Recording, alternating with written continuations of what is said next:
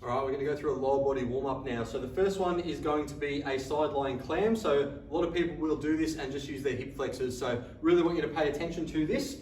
What we're going to be doing, lying nice and flat. We're going to turn really slightly, but we don't want to overextend. And we're going to bring this knee up slightly. So it's around that 45-degree angle.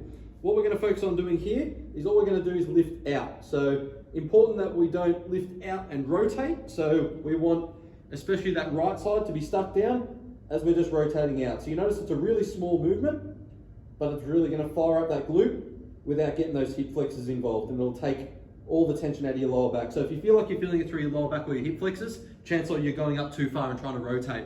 Trying to imagine driving yourself down to the ground and then just focusing on driving that knee slightly up. So we're going to do again between 10 to 20 on each side.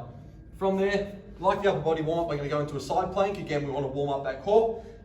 Driving up here, we want to make sure that elbow is directly under the shoulder and you're trying to drive these hips up as high as you can. If you can't hold this for 15 seconds, I'd recommend on the knees, and same thing, driving up, holding. From there, we're going to go straight into a normal plank. Driving up again, we want shoulders under the elbows, pushing away, squeezing that top ab into the bottom ab, squeezing the core, squeezing the glutes. And we're going to try hold that for 20-30 seconds. From there, back onto the other side.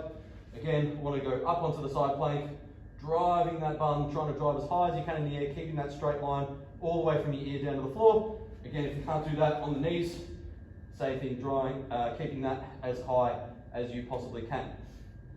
So from here, last thing we're going to do is a bit of hip extension work. So we're going to be facing down, we're going to bend one leg, and what we're going to focus on doing is just using that glute up at about that 9 degrees and trying to squeeze up. So we don't want to squeeze up so we overextend into the lower back. We want to focus on just a really small movement.